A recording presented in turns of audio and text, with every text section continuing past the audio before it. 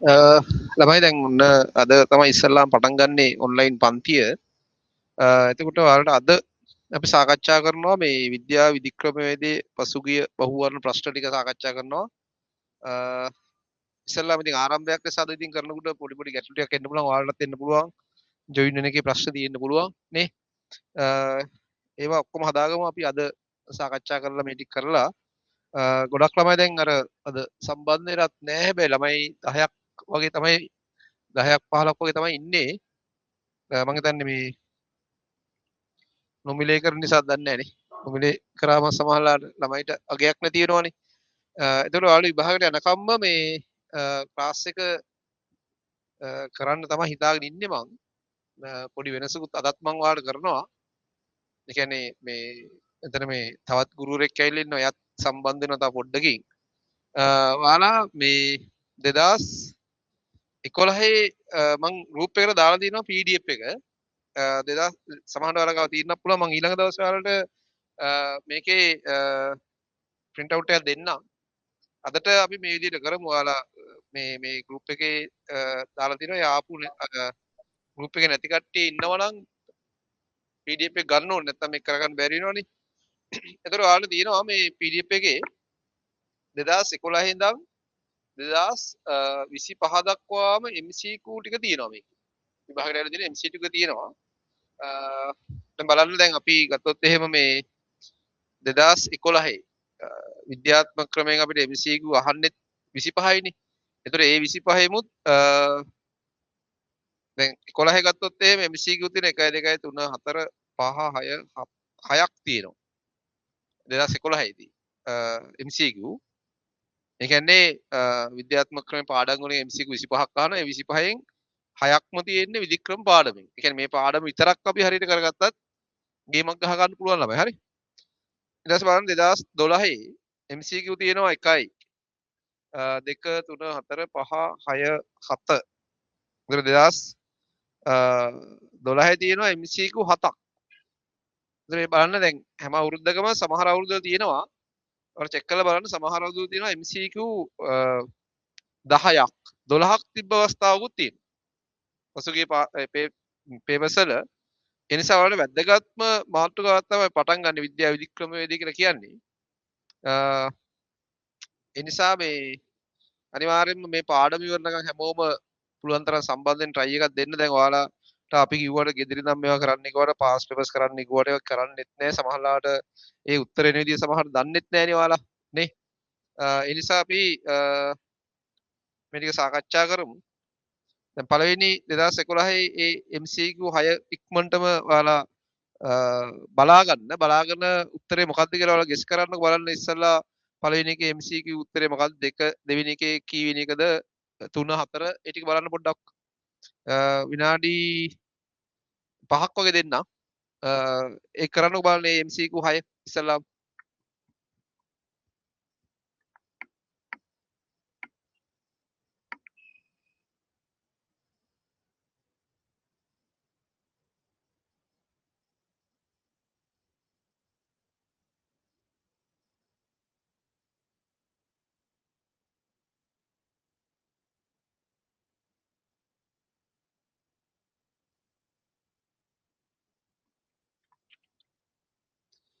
හරි. ඉවරද නේ? 2011 දැන් පළවෙනි ප්‍රශ්නේ අහලා තියෙනවා විද්‍යාත්මක ප්‍රකාශයක ලක්ෂණ ගැන කාල් පොපර්ගේ මතය අනුව පහත කුමන ප්‍රකාශයක් ප්‍රකාශනයේ විද්‍යාත්මකද කියලා අහනවනේ. ඒතර පොපර්ට අනුව මේ ආනුභූතිකව පරීක්ෂණය කරන්න පුළුවන් දේවල් විතරයි විද්‍යාත්මක වෙන්නේ. දැන් ගණිතය, තර්ක ශාස්ත්‍රය, ජ්‍යාමිතිය ඒ වගේ දේවල් ඊට පස්සේ ඔය සමහර ජ්‍යොතිෂයනේ ඒ වගේ දේවල් විද්‍යාත්මක වෙන්නේ නැහැ. දැන් ඔය එක්කෝ ඔහු ගෙදරයයි නැත්නම් නොයයි. ඒක ඇවිල්ලා මධ්‍යබහිස්කෘත නියමයනේ.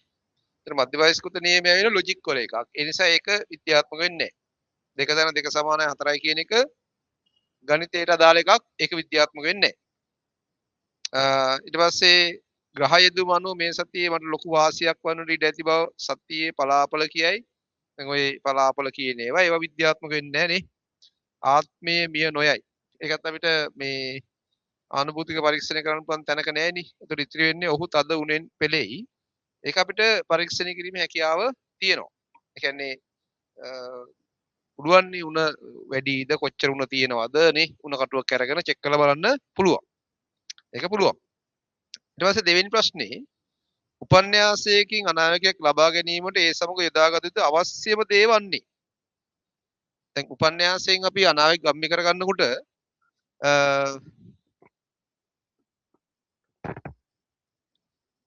උපන්යාසයෙන් අනාවැකියක් ගම්මි කරගන්නකොට කෙලින්ම ගම්මි කරගන්නේ නැහැ නේ අපි. උපන්යාසයෙන් අනාවැක කෙලින්ම ගම්මි කරගන්නේ. ඒ සඳහා අපි සහායක උපන්යාස සහ ප්‍රාථමික කරුණු භාවිතා කරනවා. ඔයාලට මම අර ඔය නිගාමි සත්‍යීක්ෂණවාදී අසත්‍ය කරනවාදී කතා කරලා තියෙනවා. ඒතර මේ දෙකෙන් වඩාත්ම වැදගත් වන්නේ මොකද්ද කියලා අහන්නේ. උපන්යාසයෙන් අනාවැක ගම්මි කරගන්නකොට. කියන සහායක උපන්යාසද ප්‍රාථමික කරුණුද කියන එකනේ. එතකොට අපිට වඩාත්ම වැදගත් වෙන්නේ මොකක්ද? ප්‍රාථමික කරුණු. ඒ කියන්නේ සහායක උපන්යාසයන් වලට වඩා ප්‍රාථමික කරුණු වල යම් වැරද්දක් වුණොත් එහෙම අනිවාර්යෙන් අනාවැකිය අසත්‍ය වෙනවා. ඒවට ඔය විද්‍යා ඉතිහාසයේ උදාහරණයක් තියෙනවා මේ ගුරුත්වාකර්ෂණ වාදයෙන් ගම්ම්‍ය කරගත්තනේ යුරේනස්ගේ කක්ෂය සම්බන්ධයෙන් අනාවැකිය. හරි අනාවැකිය හරි ගියේ නැහැ. අසත්‍ය වුණානේ. එතකොට විද්‍යාඥයෝ බල හේතුව මොකක්ද කියලා. ඒක හේතුව තමයි අර ප්‍රාථමික කරුණක තිබ්බ වැරද්දක් නිසා තමයි අනාවැකිය අසත්‍ය වුනේ. ඒ නිසා මේ වැදගත් වෙන්නේ ප්‍රාථමික කරුණු. කියන එක තමයි වැදගත් වෙන්නේ. සහායක උපන්යාස වලට වඩා. තුන්වෙනි එක. විද්‍යාත්මක මතයක් අසත්‍ය කළ හැකි විය යුතුය යන පොපේරියානු මතයෙන් අදහස් වන්නේ දැන් මේ වගේත් අපි ගොඩක් කලාවට උත්තර හොයනකොට ළමයි වෙන්නේ නැති ඒවා ටික අයින් කරන්න ඕනේ. හරි? වෙන්න බැරි ඒවා ටික අයින් කරලා දාන්න ඕනේ. ඕනෑම විද්‍යාත්මකයක් කවදා හෝ අසත්‍ය වන බවයි. එහෙම කියන්න බෑ අසත්‍ය විය හැකිය කවදා හෝ අසත්‍ය වන බවයේ කියන එක අපිට පිළිගන්න බෑ. එහෙම වෙන්නේ නැහැ. එහෙම කියන්න බෑ. ඉතින් අසත්‍ය අනිවාර්ය අසත්‍ය කියලා අපිට කියන්න බෑ. අසත්‍ය වීමේ හැකියාවක් තියෙන්න ඕනේ. හරි? බහිස්කරණය මගින් විද්‍යාව දියුණුවන බවය. විද්‍යාත්මක මතයක් ආනුභූතික පරීක්ෂණයෙන් ලක්කොට බැලිය හැකි විය යුතු බවය. එතන අපිට ආනුභූතිකව පරීක්ෂණය කියන්නේ ආනුභූතිකව පරීක්ෂණය කරන්න පුළුවන් කියලා කියන්නේම අසත්‍ය කිරීමේ හැකියාව කියන එක තමයි. ඒ කියන්නේ අසත්‍ය කිරීමේ හැකියාව කියන එක තමයි. ඕනම ආනුභූතික පරීක්ෂා කරන්න පුළුවන් ඕනම දෙයක් අපිට අසත්‍ය කිරීමේ හැකියාව තියෙනවා. දැන් දෙවියෝ ගැන එහෙම අපිට බෑනේ ආනුභූතික පරීක්ෂණය කරන්න නිසා දෙවියෝ ඉන්නවා කියලා අපිට කියන්නත් බෑ දෙවියෝ නැහැ කියලා අසත්‍ය කියලා ඔප්පු කරන්නත් බෑ. ඒ නිසා ඒවා ආනුභූතික නැති නිසා හරි. ඍජු පරීක්ෂණයක් අසත්‍ය කර හැකි විය යුතුයි ඒක ගන්න බෑනේ. නිරීක්ෂණමය වාක්‍ය සත්‍ය වේ නොහැකි බවය ඒක ගන්න බෑ. ඊට පස්සේ මේ ආකෘතිය. මේ ආකෘතිය ඇවිල්ලා මොකද්ද? නිගාමී සත්‍යේක්ෂණවාදී යොදා ගන්න එකක් නේ. සත්‍යේක්ෂණවාදී ආකෘතියනේ. මේකෙදි ලේසි ප්‍රශ්නයක් හරි. එච්චර ගැටලුවක් නෑ අපි ආකෘතියෙන් ගැන කතා කරලා තියෙනවා. ඊළඟ එක නිරීක්ෂණ භාෂාව වාදබරිත වීම. නිරීක්ෂණ භාෂාව වාදබරිත වී කියලා කියන්නේ අපි සාමාන්‍යයෙන් ගන්නේ ඒක සාපේක්ෂකවාදීන්ගේ මතයක්නේ. නිරීක්ෂණ භාෂාව වාදබරිතය කියන එක. නිරීක්ෂණ භාෂාව අවිචල ස්වභාවය දක්වයි. තාර්කික ආනුභූතිවාදී මතයකි. සාපේක්ෂවාදීන් අවධාරණය කරන දෙයකි. ඒතර සාපේක්ෂවාදීන් අවධාරණය කරන දෙයක් තමයි නිරීක්ෂණ භාෂාවේ වාදබරිත වීම. ඊළඟ ප්‍රශ්නේ තෝමස් කූන් හා පෝල් පයරබාන් දරන මතය හා වඩා ගැලපෙන්නේ එකම ශේෂ්ත්‍රයක අනුයාත වාද දෙකක්. අපි කියන එකම ශේෂ්ත්‍රය. දැන් එකම ශේෂ්ත්‍රය කියලා කියන්නේ තාරක විද්‍යාව ගත්තොත් එහෙම පෘථිවි කේන්ද්‍රවාදයයි සූර්ය කේන්ද්‍රවාදය එකම ශේෂ්ත්‍රය. එකම ශේෂ්ත්‍රයේ වාද දෙකක් මොකද වෙන්නේ? අසංගත හා අසමමේය වන බවයි. උත්තරේ. අසමමේය විතරක් ගන්න බෑනේ. එකක් අනිකට ඌනණය කළ හැකි බව. ඌනණය කරනවා කියලා කියන්නේ මුල් එකේව දැන් පෘථිවි කේන්ද්‍රවාදයේව සූර්ය කේන්ද්‍රවාදයට ගන්නවා නම් අපි කියනවා ඌනණය කරනවා කියනවා. පොදු නිරීක්ෂණ භාෂාවක් සහිත බව ඒක ඇවිල්ලා සාම්ප්‍රදායික විධික්‍රමවල මතයක් නේ. එකක් අනික ව්‍යාඛ්‍යානය කරන බවය. ව්‍යාඛ්‍යානය කියන්නේ එකක් අනික කියන්නේ පැහැදිලි කරනවා කියන ව්‍යාඛ්‍යානය කියලා කියන්නේ. ඒතර ඒක ගන්න බෑ උත්තරේ දුර තුන්වෙනි එක අසංගත හා අසමයේ වන බවය කියන එක. හරි. ඒතර 2012 තියෙන MCQ දින 7ක්. ඒ 7 කරන්න බලන්න විනාඩි 2ක් 3ක් දෙන්නම්. ඒකත් කරන්න බලන්න. ඔයාලා කරන්න ඕනේ. නැත්නම් අර මම උත්තරේ කියන එක විතරක් බලලා වැඩක් නැහැ. අනිවාර්යයෙන්ම කරන්න ඕනේ. හරි. හරි. පටන් ගන්න.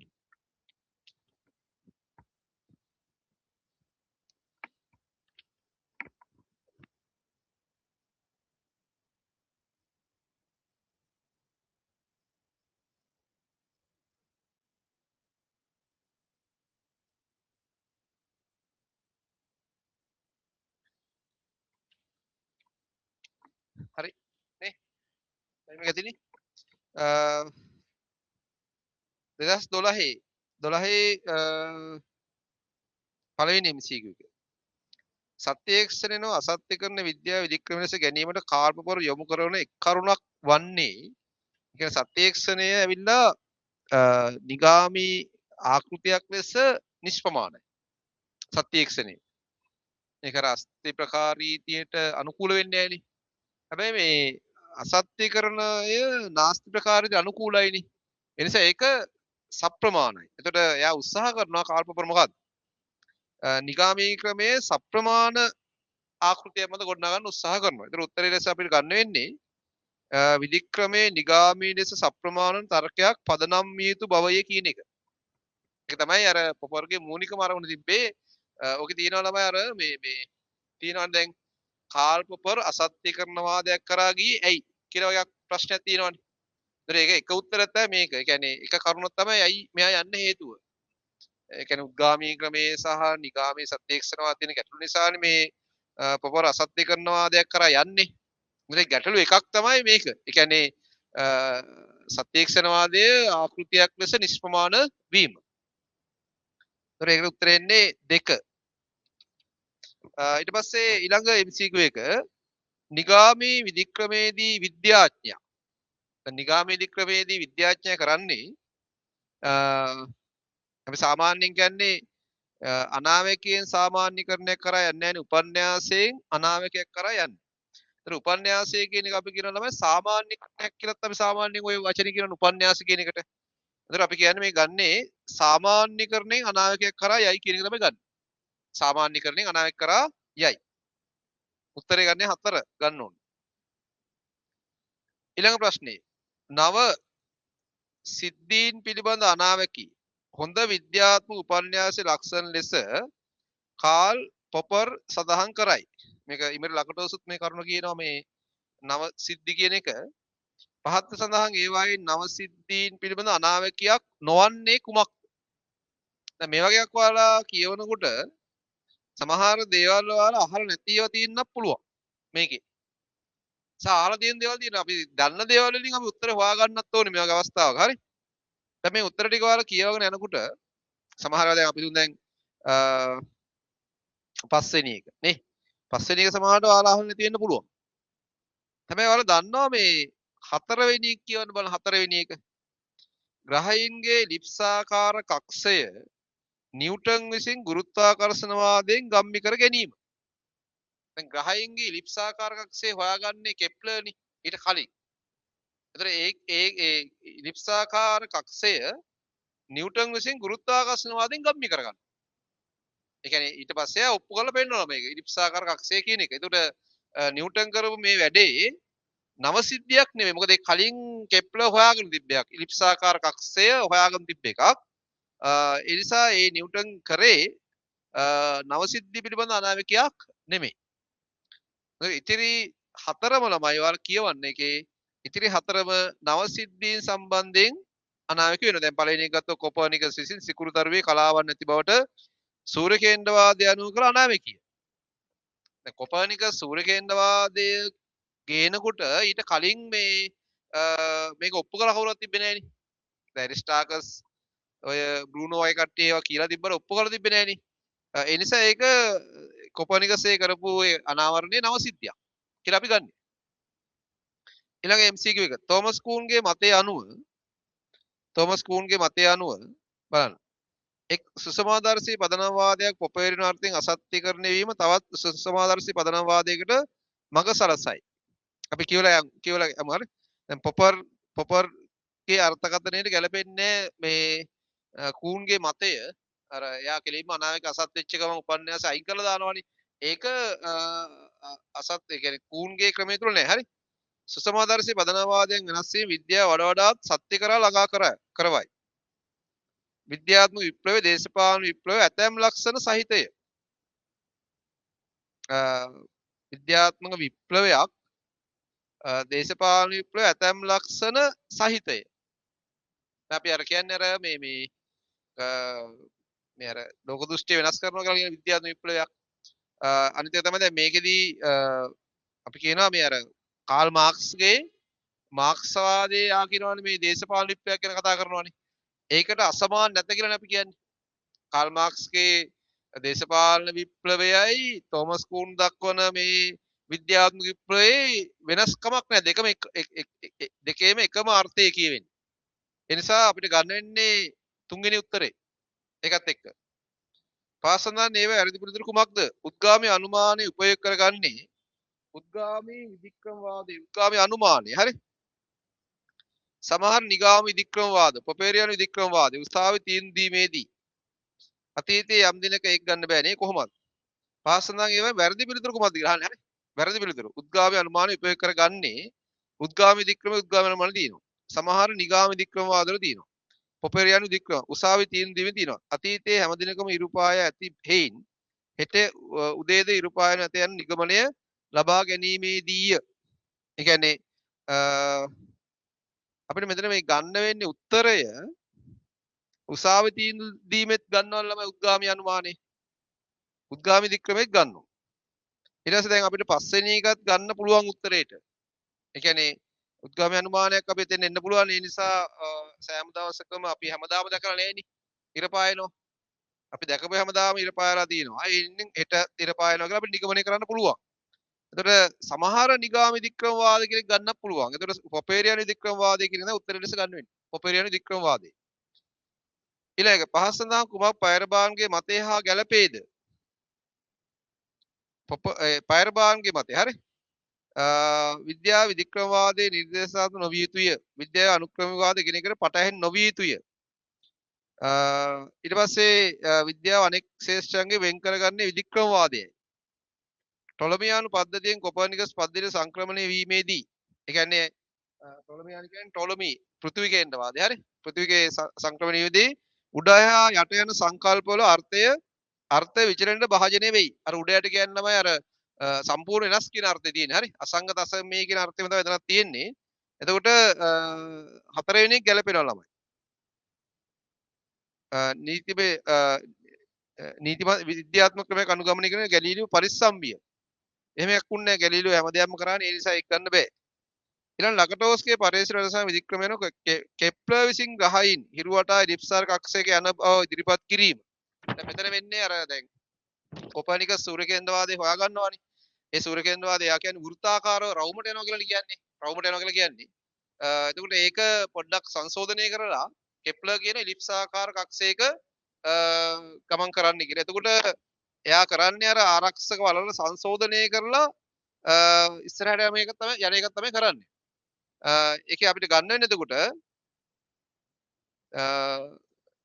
තුන්වෙනි උත්තරනේ කොපර්නිකස් සූර්යකේන්ද්‍රවාද වැඩසටහනේ ආරක්ෂක වලල්ල විකරණය නොහොත් සංශෝධනය කිරීම මගින් තමයි කෙප්ලර් ඉලිප්සාකාර කක්ෂය ගැන කියන්නේ.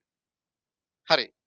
ඊට පස්සේ වල කරන්න 2013 MCQ ටික කරන්න විනාඩි 2-3ක් දෙන්නම් අපි මේක සාකච්ඡා කරලා බලමු ටයිම් එකත් එක්ක කරගන්න පුළුවන්ද කියලා. අද අර ගොඩක් ළමයි මට මැසේජ් දාලා දෙනවා මේ ජොයින් වෙන්න බෑ කියලා. අර ඇප් එකත් එක්ක අලුත් දෙයක් නේ.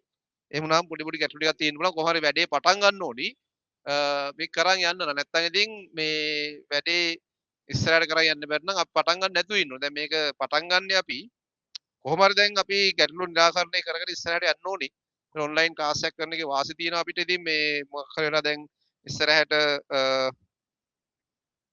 ක්ලාස් එකේම දැන් මේ තෙල් අර්බුද එක එක ඇවිල්ලා නතර කරන්නත් අපිට සමහරවල්ලාට ඉතින් ඔන්ලයින්ම කරන්න වෙන්නත් පුළුවන්. ඒ නිසා මේකට ලෑස්ති වෙලා ඉන්න එක හොඳයි. කොහොමත් ඔයාලා මේ ක්‍රමයට හුරු වෙන්න වෙනවා ඔයාලට.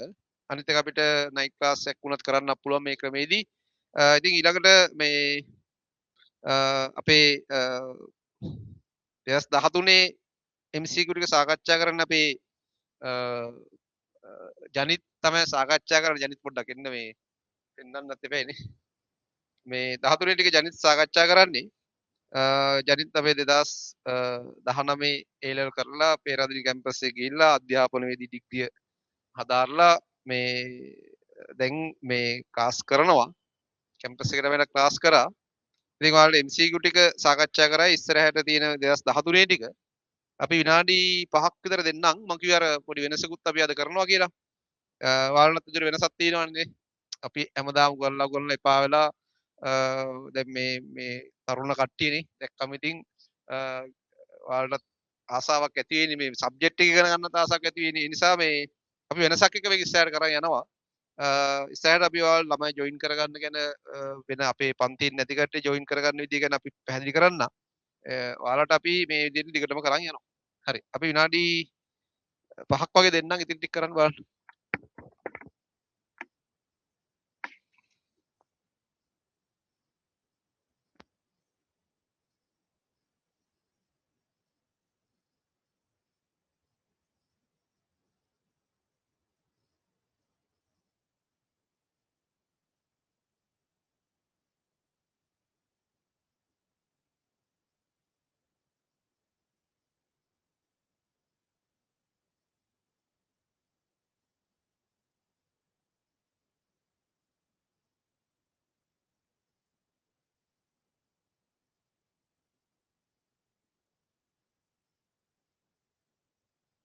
හරි එතකොට මේ දැන් ඔන්න මේ අලුත් දැන් ඔයාලට මාව නම් නුහුරු ඇති මේ සර් හඳුන්වා දුන්නානේ ඉතින් 2019 බැච් එකේ මම එතකොට ඔයාලට ඔන්න විද්‍යාත්මක ක්‍රමය ප්‍රශ්න සාකච්ඡා වටයක් සර් දැස්ති කරලා තියෙනවා ඉතින් ඉස්සරහට දිගටම වැඩේ එක්ක සම්බන්ධ වෙන්න මේ අපි අද පළවෙනි දවසත් එක්ක ඔන්ලයින් යම් ගැටලු සහගත තැන් ඔයාලට ඇති වෙන්න ඇති.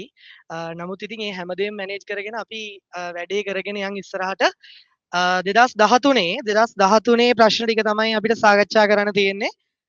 2013 මගේ අතේ තියෙන පේපර් එකේ තියෙන ප්‍රශ්න ටික මම කතා කරගෙන යනවා.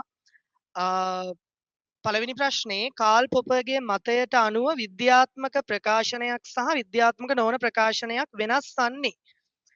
එතකොට අපි දන්නවා ප්‍රධාන වශයෙන්ම විධික්‍රම පහක් ඉදිරිපත් වුණා උද්ගමනවාදය, ඒ වගේම සත්‍යේක්ෂණය, අසත්‍යේක්ෂණය, සාපේක්ෂකවාදය සහ ලකටෝත්සාදය කියන විධික්‍රම ටික අපි කතා කරලා තියෙනවා. ඒතර ඒකත් එක්ක නිගාමී ක්‍රමවේදයේ ඉදිරිපත් වුණු ඉතා වැදගත් විධික්‍රම වේදයක් විදිහට අපිට කාල් පොපර්ගේ විධික්‍රමය පෙන්වන්න පුළුවන්. දැන් කාල් පොපර් මේක ඉදිරිපත් කරන්න හේතුව මොකක්ද කියලා අපි මුලින් දැනගන්න ඕන. මොකටද මේ කාල් පොපර් ඉදිරිපත් කරන්නේ? කාල් පොපර් අපි දන්නවා කාල් හෙම්පල්ගේ මතවාදය තාර්කිකව වැරදි බව එයාගේ වැරදි බව එයා කියනවා. කාල් පොපර් මුලින්ම කියනවා නිගාමී සත්‍යේක්ෂණය වැරදි. නිගාමී සත්‍යේක්ෂණයේ තියෙන තාර්කය වැරදි. එතකොට මේකෙදි අහන්නේ කාල් පොපර්ගේ මතයට අනුව විද්‍යාත්මක ප්‍රකාශනයක්. ඒතර එයාගේ තර්කය තිබුණේ විද්‍යාත්මක ප්‍රකාශනයක් නම් අනිවාර්යයෙන්ම මේකේ ආනුභූතික බව අන්තර්ගත වෙන්න ඕන. එතකොට ආනුභූතික බව කියන කාරණාව මෙයාගේ මතවාදය ඇතුලේ ප්‍රධාන වශයෙන්ම තිබුණා. ආනුභූතික බව. එතකොට ආනුභූතික බව කියලා කියන්නේ පරිේශණයක් මගින් ආනුභූතික බව කියලා කියන්නේ යම්කිසි පරිේශණයකින් මේක ඔප්පු කරන්න පුළුවන්ද නේ? කියන ආනුභූතික බව කියලා කියන එකේ සරල අර්ථකථනය තමයි මේක පරිේශණයකින් ඔප්පු කරන්න පුළුවන්ද කියන කාරණාව. එතකොට මෙතන උත්තරේ විදිහට අපිට ගන්න පුළුවන්. හරි. මෙයා කියනවා විද්‍යාත්මක ප්‍රකාශනයක් නම් යම්කිසි අවස්ථාවක අපිට අසත්‍ය කිරීමේ හැකියාවක් තියෙනවා. එයා හරි ලස්සන කතාවක් කියනවා අසත්‍ය කිරීමේ හැකියාවක්. එයා කියනවා විද්‍යාත්මකයි නම් යම්කිසි ප්‍රකාශනයක් විද්‍යාත්මක නම් අනිවාර්යයෙන්ම මේ ප්‍රකාශනය අසත්‍ය කිරීමේ හැකියාවක් තියෙන්න ඕන. අසත්‍ය වුවක් හේින් නෙවෙයි. පළවෙනි පිළිතුර කොහොමත් අපිට අදාළ නැහැ. එහෙනම් දෙවෙනි පිළිතුරට අපි යනවා සත්‍යේක්ෂණය වන හේිනි. එයා සත්‍යේක්ෂණය අදාළ කරගන්නෙවත් නැහැ. එහෙනම් දෙවෙනි උත්තරේ කොහොමවත් එන්නේ නැහැ. නියත බවට පත්වන හේිනි. නියතයක් කන්ස්ටන්ට් එකක්. නියතයක් නේ. ඒතර නියතයක් විදිහට මෙයා සලකන්නේ නැහැ. මෙයා කියන්නේ යම් කිසි දවසක ඕනෙම ප්‍රකාශනයක් අසත්‍ය වෙන්න පුළුවන්. නේ ගුරුත්වාකර්ෂණවාදී වුණත් එහෙම තමයි. දැන් අපි පිළිගන්නවා ගුරුත්වාකර්ෂණවාදය කියලා කියන්නේ අද වෙනකොට පිළිගන්නවා ගුරුත්වාකර්ෂණය කියලා දෙයක් තියෙනවා. මේක ඔප්පු කරලා තියෙනවා පරිේශනාත්මකව. හරි. එතකොට ගුරුත්වාකර්ෂණ වාදය තියෙනවා කියන එක පවා දවසක අසත්‍ය වෙන්න පුළුවන්. ඒක විද්‍යාත්මකයි. ඍජුව පරීක්ෂණයට භාජනය වන හේිනි පස්වෙනි පිළිතුර කොහොමත් අදාළ නැහැ. ඍජුව පරීක්ෂණයට භාජනය වන හේිනි නෙවෙයි. අසත්‍ය වීමේ හැකියාවක් තියෙනවා. එහෙනම් අසත්‍ය වීමේ ශක්්‍යතාවයක් ඇති හේිනි. පිළිතුර අංක 4 අසත්‍ය වීමේ ශක්්‍යතාවයක් ඇති වෙනවා කියන කාරණාව. හරි. ඒතර අසත්‍ය වීමේ ශක්්‍යතාවයක් තියෙනවා. හරි. අසත්‍ය වීමේ ශක්්‍යතාවයක් තියෙන. ඊළඟ අපි යනවා ඊළඟ පිළිතුරට. විද්‍යාවේ විධික්‍රමයේ අනාවැකියක් යනුවෙන් අදහස් කරනු ලබන්නේ කුමක්ද? අනාවැකියක්. මේක හරි ලස්සනට කියනවා මෙහෙමනේ. කුමන හෝ කරුණක් පදනම් කරගෙන මෙහෙම වෙන්න පුළුවන් නේ. මෙහෙම විය හැකි. අනාවැකියක් කියන්නේ අපි එහෙමනේ නේ. ඔය දැන් අවුරුදු නේද අපි දැන් සාමාන්‍යයෙන් අනාවැකි කියනවනේ නේ මෙහෙම වෙන්න පුළුවන්. නේ සම්භාවිතාවයක් තියෙනවා අනාවැකියක්. සමහර වෙලාවට දැන් අපි කියන අනාවැකියක් හරි 100%ක්ම නේ හරියන්නත් පුළුවන්. අනාවැකියක් හරියන්නත් පුළුවන් නේ. අනාවැකියක් වැරදෙන්නත් පුළුවන්. කවුරු හරි කෙනෙක් අනාවැකියක් ඉදිරිපත් කරනවා කියලා කියන්නේ මේ 100%ක් මේක ප්‍රූව් වෙන්න ඕන කියලා. එහෙම නැත්නම් මේ 100%ක් මේක හරියන්න ඕන කියලා මෙහෙම ඉදිරිපත් කරන දෙයක් නෙවෙයි අනාවැකියක් කියලා කියන්නේ. නේ. එතන පළවෙනි උත්තරේ බලන්නකො. අනාගත සිදුවීම පිළිබඳ ප්‍රකාශනයක්. අපි උත්තරේ තියාගමු. අනාවැකියක් කියලා කියන්නේ අනාගත ප්‍රකාශනයක් තමයි. නමුත් අපි පිළිතුර තව ටිකක් ඉස්සරහට යන් අපි නිකන් MCQ එකක් ගහනකොට නේ බහු වර්ණනේ නේ වඩාත් නිවැරදි පිළිතුර වෙන්න ඕනේ. පිළිතුරු තියෙනවා වඩාත්ම නිවැරදි පිළිතුරයි අපි මේකෙදි බලාපොරොත්තු වෙන්නේ. වර්තමාන සිද්ධිය පිළිබඳ ප්‍රකාශනයක්. ඒක අර තත්කාලීන ප්‍රකාශනයක් නෙමෙයි වර්තමාන කියලා කියන්නේ තත්කාලීනවනේ නේ. දැන් මේ මොහොතේ දැන් අපි උදාහරණයක් විදිහට කියනවා මෙහෙම. මේ වන විට යුදමය වාතාවරණයක් නිසා ඉරාන ඇමරිකා යුදමය තත්ත්වයක් නිසා ලංකාව තුල තෙල් අර්බුදයක් ඇති වෙලා තියෙනවා. වර්තමාන සිද්ධියක්. ඒක ඉතින් අනාවැකියක් වෙන්නේ නැහැ. අනාවැකියක් වෙන්නේ ඔන්න තව මාස 6කට විතර කලින් කියනවා ඉරානේ ඉරාකේ ගහ ගන්නවා ලංකාවට තෙල් නැති වෙනවා. අන්න ඒව තමයි අනාවැකි කියලා කියන්නේ නේ. හරි. අපි බලමු. පිළිතුර තියෙනවා ඉතින් නේ දැක්ක ගමන් තේරෙනවා වලට තුන්වෙනි පිළිතුර අනාවැකියක් කියලා කියන්නේ උපන්‍යාසයකින් ගම්ම්‍ය කරගන්නා තාර්කික ගම්‍යයක් නේ. උපන්‍යාසයකට අනුව ගම්ම්‍ය කරගන්නා තාර්කික ගම්‍යයක් නේ. උපන්‍යාසයක් ඒ අනුව ඒක තමයි නිර්වචනය. පැහැදිලි නිර්වචනය. අනාවැකියක් කියනු උපන්‍යාසයකින් ගම්ම්‍ය කරගන්නා තාර්කික ගම්‍යයක් නේ. න උපන්‍යාසයකින් ගම්ම්‍ය කරගන්නා තාර්කික ගම. ඒක තමයි පිළිතුර. අනිත් ඒවත් බලමු අපි එය සත්‍ය වන විටම ප්‍රකාශය යම් උපන්‍යාසයක් ලබා ගත්තේ නම් ඒ උපන්‍යාසයේද සත්‍ය වීමේ අන්දමේ ඒක අදාළ වෙන පිළිතුරක් නෙවෙයි. පිළිතුර පැහැදිලිවම තියෙනවා. එහෙනම් පාඩම් කරපු ළමෙක් නම් අනිවාර්යයෙන්ම ඊ ගැන අවබෝධයක් තියෙන ළමෙක් නම් පැහැදිලි පිළිතුර අනාවැකියක් කියලා කියන්නේ උපන්‍යාසයකින් තාර්කිකව ලබා ගන්නා ගම්‍යයක්. හරි. නිරීක්ෂණය කරනු ලැබූ දත්ත සටහන් කරන ප්‍රකාශනයක් නෙවෙයි. ඒක නිරීක්ෂණ දත්ත සටහනක් නෙනේ. දැන් මොකක් හරි දෙයක් පිළිබඳ නිරීක්ෂණය කරලා අපි ඒක ගැන පොඩි නෝට් එකක් දාගන්නවා. එහෙනම් ඒක නිරීක්ෂණ දත්ත සටහනක් නේ. හරි. ඒක අදාළ වෙන්නේ නැහැ පිළිතුරට. ඊළඟට අපි යනවා ඊළඟ ප්‍රශ්නේ. ඊළඟ ප්‍රශ්නේ තියෙන්නේ විද්‍යාත්මක ක්‍රමය සප්‍රමාණ නිගාමී තර්කයක් මත පදනම් කරගන්නට උත්සාහ කළේ. හරි. ඒතර අපේ ඔළුවට කෙලින්ම එන්න ඕන. දැන් කියන්නේ ලොජික් කියන්නේ තාර්කික විෂයක්. ඒතර තාර්කික විෂයක් වුණ ගමන් ළමේක්ට මේ ප්‍රශ්නේ දැක්ක ගමන් එයාට පොඩි අයිඩියොලොජි එකක් තියෙන්න ඕන. මොකද්ද මේ ප්‍රශ්නේ අහලා තියෙන්නේ මොකක් පිළිබඳවද? ඒතර මේකේ අහලා තියෙන්නේ නිගාමී. හරි. මේකේ අහලා තියෙන්නේ නිගාමී තර්කයක්. අන්න ළමයා යනවා නිගාමී තර්කයට. නිගාමී වලින් නම් දෙකයි. එක්ක සත්‍ය එක්ක අසත්‍යනේ. ඔය ඔය වාද දෙක තමයි. ඒතර වෙන එකට යනවා කියලා කියන්නේ අන්න එතන MCQ එකේ පොඩි ගැටලුවක් තියෙනවා. හරි. කියන්නේ MCQ එකක් අපි හරියට කරනවා නම් MCQ පේපර් එක තමයි ඔයාලගේ ඒකක් දානවා නම් MCQ එක කොට දා ගන්න ඕන නැතුව සර් කියන්නේ නැති. එහෙම නැතුව නිකන් සාමාන්‍යයෙන් ඔයාලා හිතනවා නම් MCQ 20ක් විතර අරගෙන මට ඒකක් ගන්න පුළුවන් කියලා ඒව නිකන් අර සුරංගනා කතා විතරයි. හරි. අනිවාර්යෙන් MCQ 40ට එහා ගන්නවා කියන්නේ දෙවෙනි පේපර් එකේ කොහොමත් ලියනවා. අනිවාර්යෙන් ඒකක් යනවා. ඒතර සාමාන්‍යයෙන් අපේ MCQ 44 45 විතර වැදුනා. A level paper වල. හරි. ඒ නිසා ඒ විදිහට MCQ කරන්න ඕන බහුවර්ණ කරන්න ඕනේ. ඒතර මේකෙදි ඔළුවට කෙලින්ම යනවා සප්‍රමාණ නිගාමී තර්කයක් මත ගොඩනැගුවේ සප්‍රමාණ නිගාමී තර්කයක් මත ගොඩනැගුවේ නිගාමී අසත්‍යේක්ෂණ වාදය නේ. නිගාමී අසත්‍යේක්ෂණ වාදයනේ ගොඩනැගුවේ. දැන් සත්‍යේක්ෂණ වාදය තුල තියෙනවා පැහැදිලිවම අපරාංග ආභාසය. මේ ආභාසයක් තියෙනවා ඒ අපරාංග ආභාසය. ඒතර අපරාංග ආභාසය තියෙනවා කියලා කියන්නේ ඒක නිෂ්ප්‍රමාණයි කොහොමද? මේ අපරාංගයේ සත්‍යතාවයේ මත පූර්වාංගයේ සත්‍ය ලෙස සලකා එහෙම කරන්න බෑනේ නේද? ඊළඟට මේක දැක්ක කවුද? මේක දැක්ක මේ කාල් පොප. කාල් පොප ඉතින් එයා කියනවා එයා තර්කානුකූලව කියනවා. එයා තර්කානුකූලව කියනවා යම්කිසි නේද? යම්කිසි විධික්‍රමයක් පටන් ගන්න තැනම වැරදි නම් වැඩේ අවුල්නේ. දැන් සත්‍යේක්ෂණවාදය වගේ එකක් ගත්තොත් සත්‍යේක්ෂණවාදය පටන් ගන්නකොටම ඉවරයි. තර්කයක් මත පදනම් වුණා. නමුත් ඉතින් අර ලප්තැනම ලොප් වැඩේ ඉවරයි. හරි? ඒතර වැඩේ එතන ඉවර වෙනවා කියලා කියන්නෙම එතනින් එහාට ඉතින් ඒකේ කතන්දරේ වැඩක් නැහැ. එහෙනම් මේ මත පදනම් වුණා කියලා කියන්නේ මොකද්ද? මේ මත පදනම් වුණා කියලා කියන්නේ. එහෙනම් මෙන්න උත්තරේ අපිට එන උත්තරේ පස්වෙනි පිළිතුර. කාල් පොපර්ගේ විධික්‍රම වේදය. නේ? කාල් පොපර් කියලා කියන්නේ ඉතින් නේද? කාල් පොපර් කියලා කියන්නේ එයාගේ තර්කය හරි. එයා ඒක හදන්නේ නාස්ති ප්‍රකාර රීතියට අනුකූලව. නාස්ති ප්‍රකාර රීතියට අනුකූලවයි එයාගේ තර්කය ගොඩනගන්නේ. නාස්ති ප්‍රකාර රීතිය. නේ? එයා කියන උපන්‍යාසයකින් අනාවැකියක් ගම්ම්‍ය කරගන්නවා. අනාවැකිය අසත්‍ය වූවා නම් උපන්‍යාසය අසත්‍ය විය යුතුයි. හරි? ඔක තමයි කතාව. එහෙනම් ඔන්න එනවා පිළිතුර කාල් පොපර්ගේ විධික්‍රම වේදය.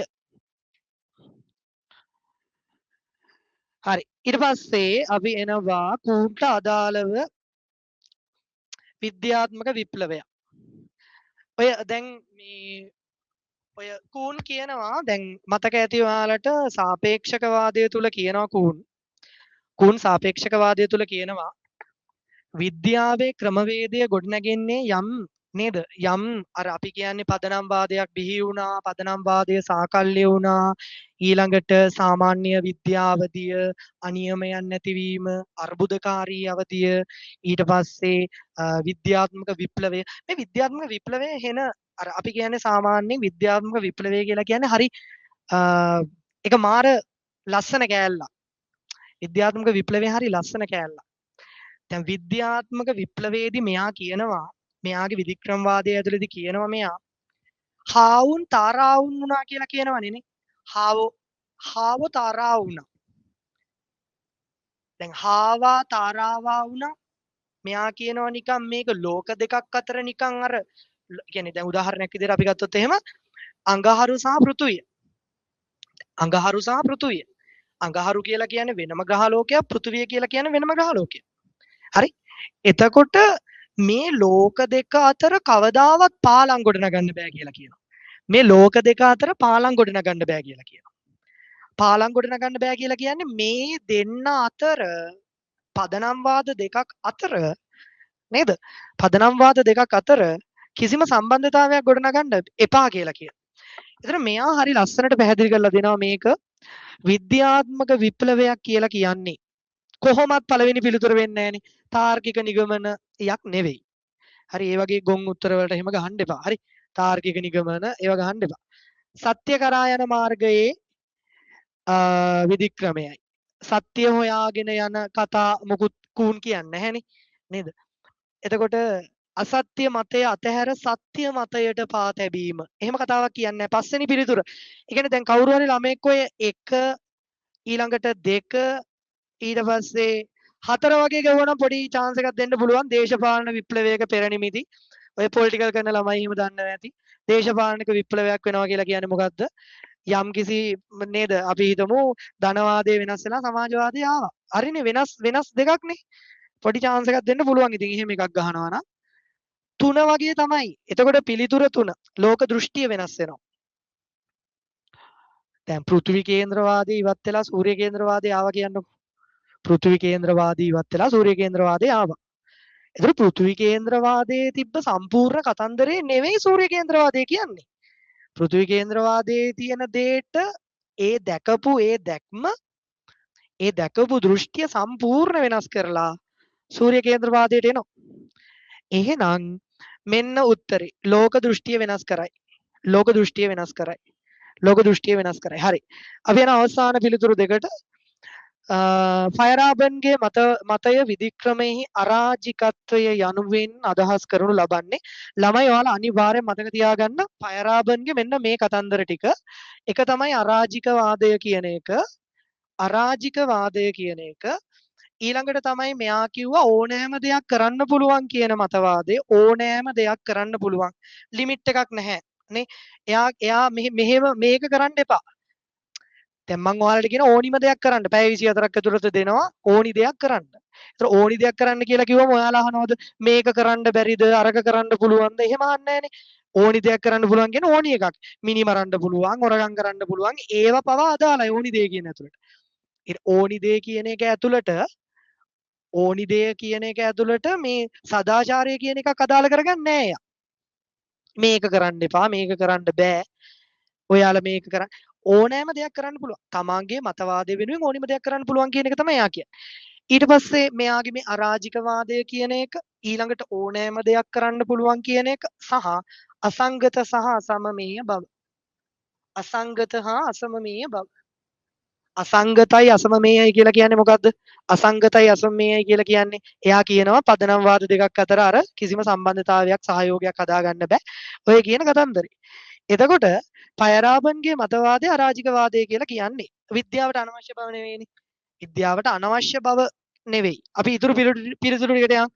භෞතික විද්‍යාවන් අන් විද්‍යාවන්ගෙන් ස්වාධීන විය යුතු බව. ඊළඟට විද්‍යාත්මක ක්‍රියාදාමය පිළිබඳව අන්න පිළිතුර. මෙයා කියනවා විද්‍යාව කියලා මේකම කරන්න ඕන නේ මේකම කරන්න ඕන කියලා නේද? මේ එහෙම දෙයක් නැහැ. ඕනිම දෙයක් අපිට කරන්න පුළුවන් නේ. විද්‍යාත්මක ක්‍රියාදාමය පිළිබඳව තාර්කික ක්‍රමවේදයක් නොමැති බව කියන එක. එහෙනම් පිළිතුර එනවා 4. ඊට පස්සේ අපි එනවා මෙතන මොකද්ද? ලකටෝස්ගේ පරිේෂණ වැඩසටහන් ක්‍රමයේ විද්‍යාත්මයේ ප්‍රධානතම අඩුපාඩුවක් විදිහට සැලකන්නේ. දැන් ලකටෝස් කියනවා ලකටෝස් මේක ඉදිරිපත් කරනවා කියලා කියන්නෙම කාල් පොප ඉදිරි මේ කවුද අපේ තෝමස් කූන්ගේ මතවාදය ඔය එයා සම්පූර්ණ හැමෝටමනේ පහර ගහන්නේ ෆයරාබන්ගේ ඒ හැමෝටම විරුද්ධවනේ කියන්නේ ලකටෝස් නිකන් එයා වෙනම කතන්දරයක් නෙමේකේ ඉදිරිපත් කරන්නේ. එතකොට ලකටෝස්ගේ පරිේෂණ වැඩසටහනේ ප්‍රධාන අඩුවක් විදිහට සලකන්නේ. එයාගේ අඩුපාඩු තිබුණා. ඒ කියන්නේ එයා ඒක ඉදිරිපත් කරාට ඒක සර්ව සම්පූර්ණ නැහැ. හරි. එතකොට මෙයා කියන කතන්දරේ තමයි මෙන්න වැඩි. මෙන්න වැඩි. පිළිතුර 2. මොකද පිළිතුර?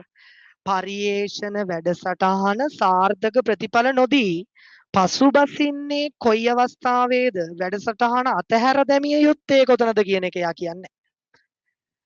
දැන් මෙයා මේක මේ මාර එකක් විදිහට ඉදිරිපත් කරන්නේ ලකටෝස්. එයා කියනවා මේ අනිත් විධික්‍රම වැඩක් නැහැ. එයා නිර්දේ විදිහට විවේචනය කරනවානේ. එයා විවේචනය කරලා එයා කියන්නේ හොඳම සංකල්පය යාගික වගේ තමයි එයා ඉදිරියට දාන්නේ එලි දක්වන්නේ. සමාජයට කතා කරලා කියන්නේ. හැබැයි මෙතන වෙන්නේ ඒක ඇතුලේ දුර්වලතා තියෙන. එයා ඒ දුර්වලතා ටික දැක්කේ නැහැ. එයා නිකන් ඉදිරිපත් කරා විතරයි.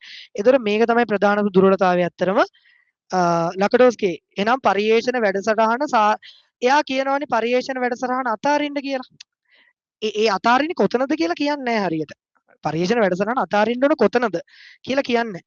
ඒතර අවස්ථාවෝචිත උපන්යාස තියෙනවා. ඒකත් වැදගත්. එයා කියනවා ඔය එයාගේ තියෙනවා ඔයාලට මතක ඇති ධන සහ ඍණ කියලා සෝතෝන්වේෂණ දෙකක්. ධන ඍණ කියලා සෝතෝන්වේෂණ දෙකක් තියෙනවා.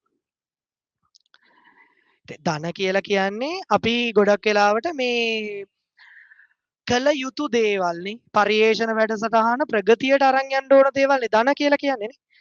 ඍණ කියලා කියන්නේ කරන්න එපා. මේවා කරන්න එපා. ඒ කියන්නේ පරිේශන වැඩසටහන මේවා කරොත් පරිේශන වැඩසටහනට හානියක් වෙනවා. එතකොට මෙයාගේ මේ ධන සහ ඍණ සෝතෝන්වේෂණ දෙක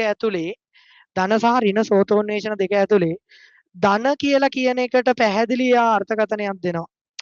යම්කිසි විද්‍යාඥයෙක් තමාගේ මතවාදය සුභවාදී මාර්ගයේ අරන් යනවා නම් එහෙම නැත්නම් යම්කිසි විද්‍යාඥයෙක් තමාගේ මතවාදයේ වෙනුවෙන් පෙනී සිටිනවා නම් තමාගේ මතවාදයේ තදමාධ්‍ය ආරක්ෂක කලාප සංශෝධනය කරමින් මේ වැඩ ටික කරගෙන යනවා නම් හරියට තමාගේ ප්‍රගතියට වැඩ ටික කරගෙන යනවා නම් අන්න ධනාත්මකයි පොසිටිව් නේ. මේක ධනසෝතෝන්වේෂණය. ඍණ කියන එක ඇතුලේ ප්‍රධාන වශයෙන්ම කියනවා තද මාධ්‍යයට පටහැනි වන. එහෙම නැත්නම් ආවරණ කලාපයේ කරුණු වෙනුවට තද මාධ්‍ය මේ හානි වෙන දේවල්. ඍණ දුගත් ඒ කියන්නේ අපි කියන්නේ මේ ඒක අර ඩවුන් අරන් යන එක. නේ ඍණ නෙගටිව්. ඒතර අවස්ථාවෝචිත උපන්යාස කියලා කියන්නේ නේ අවස්ථාවෝචිත උපන්යාස කියලා කියන්නේ නේද? ඔය ගැලිලියෝ එහෙම අවස්ථාවක කියනවනේ දැන් එයා තමයි ගොඩක් වෙලාවට අවස්ථාවෝචිත උපන්යාස භාවිතා කරේ. මොකද එයායි හිටිය කාලවකවානුව තුල ගැලිලියෝ හිටිය කාලවකවානුව තුල මේ තාක්ෂණය දියුණු නැහැ. එයා කිව්ව මතවාද ඔප්පු කරලා පෙන්නන්න සමහර වෙලාවට අවස්ථාවක් ලැබුණේ නැහැ. ඒතර එයා අවස්ථාවට උචිත නේ. දැන් ඔයාලා අපි හිතමු ක්ලාස් එකකට පරක් වෙලා එනවා. ඔයාලගෙන් අහනවා ඇයි පරක් වුනේ? සමහර විට ඔයා හිතලම තමයි පරක් වෙලා එන්නේ. දැන් 8:00 9 වගේ වෙනකොට එනවා 8ට තියෙන පන්තියට. කෙලින්ම සර් අහනවා ඇයි පරක් වුනේ? කෙලින්ම කියන බස් එක කැඩුනා. ඒ වෙලාවේ අවස්ථාවට උචිතව උදාහරණ කියන්නේ. එහෙම නැතුව මේක සලකා බලලා එහෙම නෙවෙයි. හරි? කරුණු ඒතර ගුරුවරයාත් එක්ක කරුණු විශ්ලේෂණය කරලා බලන්නේ මේ මූ ආවේ නැත්නම් ඇත්තටම බස් එක කැඩුනද කියලා ඩිපෝට් කෝල් එකක් දීලා අහලා බලන්නේ නැහැ. ඍණ ඒ කියන්නේ ඍණ සෝතෝන්වේෂණයේ තියෙන ප්‍රධාන දෙයක් තමයි මේ අවස්ථාවෝචිත උපන්යාස භාවිතා කිරීම. හරි. එතකොට පයරාබ නිර්දේශ විවේචනය කිරීම කියන එකත් අපිට පිළිතුරු විදියට ගන්න බෑ. ඒතර ඔයාලට 2013 MCQ ටික තමයි සාකච්ඡා කරන්න මට පැවරිලා තිබුණේ. එතකොට දැන් ඕගොල්ලොන්ට චූටි උපදේශක් දෙන්නම් සාමාන්‍යයෙන් MCQ පේපර් එකක් කරනවා නම් අනිවාර්යෙන් මේ ඔයාලා දැන් කරන නිසා ඔයාලා උත්තරේ විතරක් ගහලා නිකන් ඉන්න එපා. අනිත් පිළිතුරු ටික එන්නේ නැත්තේ ඇයි? ඊළඟට අනිත් පිළිතුරු වලට සමහරවිට අනිත් පිළිතුරු වෙන ප්‍රශ්නයක උත්තරයක් වෙන්න පුළුවන්. හරිද? ඒ කියන්නේ අනිත් පිළිතුරු වෙන ප්‍රශ්නයක උත්තරයක් වෙන්න පුළුවන්. එතකොට ඔයාලා දැනගන්න ඕන මෙහෙම ප්‍රශ්නයක් ආවොත් ඒ ප්‍රශ්නෙට අදාළ MCQ එකට තමයි මේ උත්තරේ අදාළ වෙන්නේ. හරිද? එහෙම ඔයාලා හදන්න. ඒතර අපි එහෙම හැදුවා. හරිද? නිකන් ඔයාලා මේ සාමාන්‍යයෙන් MCQ එක බලලා MCQ එකට හරි උත්තරේ ගහලා නිකන් ඉන්න එපා. අනිත් පිළිතුරු ටික චුට්ටක් බලන්න. ඒ පිළිතුරු වලට අදාළව තව ප්‍රශ්න තියෙන ඕනි තරම්. ඒ ටික පොඩ්ඩක් බලන්න. ඇත්තටම MCQ පේපර් එක කියන්නේ ඔයාලට උත්තර දෙන එකක් නේ. සාමාන්‍ය උත්තර දෙනවා. පළවෙනි දවසේ ඉඳන් චුට්ටක් මම කියන්නේ මේක MCQ පේපර් එක කියලා කියන්නේ ඔයාලට උත්තර දෙනවා. උත්තරේ හොයන්නයි තියෙන්නේ. ඒතර හරිම ලේසි MCQ 50යි දෙන්නේ. ඒතර MCQ 50 ඇතුලේ උත්තරේ තියෙනවා. ඒතර උත්තරේ තියෙනවා කියන එක හොයන එක්කෙනා තමයි ඇත්තටම දක්ෂයා.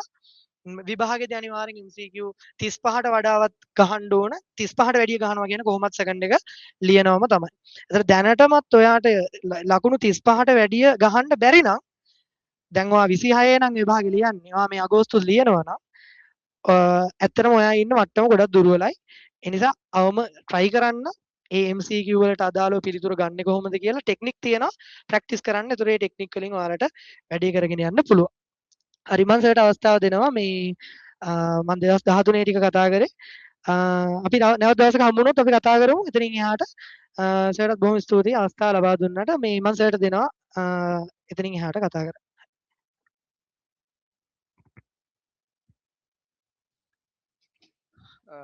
හරිලම දැන් අපිට මේ පොඩි වෙනසක් උත්වාලට දැනෙන්නේ නැතිනේ. කොහොමද මේක දිගටම අපි මේ මම ජනිට්ටත් කියනවා දිගටම එන්න කියලා මේ සපෝට් එක දෙන්න. මේ වැඩ ගොඩක් තියෙන ගමන් ආවේ. ඔයාලට ඒකට ලොකු වෙනසකුත් තියෙනවා. අපි ඉස්සරහට ජනිතුත් සම්බන්ධ කරගෙන මේ වැඩේ කරනවා. ඉතින් මේ අදට අපි අවසන් කරනවා මේ අපි 2011 12 13 අවුරුදු 3 තමයි ඔය MCQ ටික සාකච්ඡා කරේ. ගැටලු තියෙන සමහර කට්ටියට තාම මේ ජොයින් වෙන්න ප්‍රශ්නයක් තියෙනවා. අද හිටපු කට්ටිය පොඩ්ඩක් මට මැසේජ් එකක් දාන්න. දැන් අපි පටන් ගත්ත දවසේ නිසාද මොනවාද ගැටලු තියෙන්නේ කියලා. ගැටලු තියෙනවද ගැටලුවක් නැද්ද? සමහරවිට ඔයාලගේ පැත්තෙන් සිග්නල් ප්‍රශ්නයක් වගේ තිබ්බොත් කැඩි කැඩි ඇහෙන්න පුළුවන්. දැන් අපිත් මේකේ ජොයින් වෙලා ඉන්නේ. එතකොට මේ එහෙම මේ අපේ නම් ගැටලුවක් නැහැ. මෙහි සිග්නල් ප්‍රශ්නයක් නැති නිසා ඔයාලගේ සමහරට එහෙම ගැටලුවක් තිබ්බොත් සමහර කැඩි කැඩි වගේ ඇහෙන්න පුළුවන්. ඒක ඔයාලගේ පැත්තෙන් තියෙන ගැටලුවක් එහෙම වුණොත් ඒ හැර මේ අපි උගන්වනකොට ඔයාලට මොන හරි වෙන්න ඕන දෙයක් මොන හරි තියෙනවා නම් මේ ඒක අපිට මැසේජ් එකක් දාන්න. එතකොට තමයි අපිට ඉස්සරහට හොඳට මේ වැඩේ කරගෙන යන්න පුළුවන්. ඒ නිසා මේ මැසේජ් එක අනිවාර්යෙන් දාන්න. අනිත් අයටත් ඔයාලා ඔය ජොයින් වෙච්ච කට්ටිය මේ ඔයාලගේ යාළුවන්ට ඒ ක්‍රමේ කියා දෙන්න. මෙන්න මේ විදිහට තමයි යන්න ඕනේ කියලා මේ ක්ලාස් එකට. එහෙනම් මේ අදට අපි නතර කරනවා. ලබන සතියේ අඟහරුවාදාම නොවෙන්නත් පුළුවන් සමහරට මේ ක්ලාස් එක කරන දවස් සමහරට වෙනස් වෙන්න පුළුවන්. මම ළමයි කතා කරලා දවස් දාන්නම්. කොහොමවත් මේක දිගටම අපි දෙන්න එකතු වෙලා කරන්න මේ වැඩේ. ඒ නිසා ඔක්කොම සම්බන්ධ වෙන්න අනිත් යාළුවන්ටත් කියන්න. වෙන අපේ පන්තියේ නැති කට්ටියත් ඉන්නවා. ඒ කට්ටියත් අපි ලබන මැයි මාසේ ජොයින් කරගන්නවා. ඉතින් එයාලගෙන් නම් අපි ක්ලාස් ෆීස් එකක් ගන්නවා. ඔයාලගෙන් දිගටම ක්ලාස් ෆීස් ගන්නෑ. ඒ නිසා ගෙවල් වලට එහෙම කියන්න එපා සල්ලි ගන්නවා කියලා එහෙම සල්ලි එහෙම අරන් එන්න එපා. හරි. හරිනේ. එහෙනම් අදට අපි නතර කරමු.